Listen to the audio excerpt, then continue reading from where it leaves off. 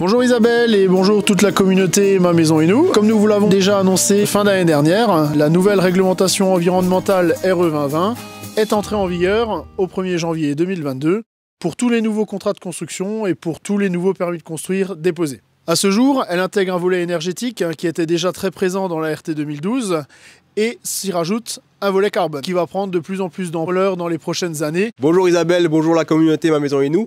Cette réglementation thermique, effectivement, nous impose de concevoir nos maisons de manière différente en termes de design et en termes de technique. La partie design, il faut d'abord concevoir des maisons qui sont compactes et des maisons qui ont des orientations optimales, quand c'est possible de le faire sur les terrains.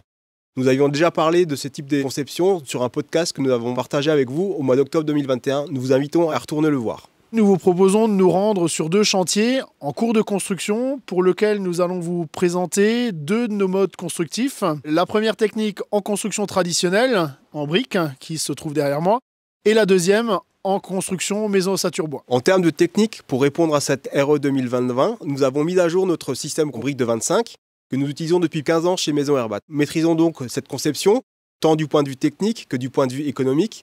Et nous avons aussi le retour nécessaire pour suivre nos travaux et accompagner notre maçon dans cette mise en œuvre que lui connaît aussi depuis tant et tant d'années.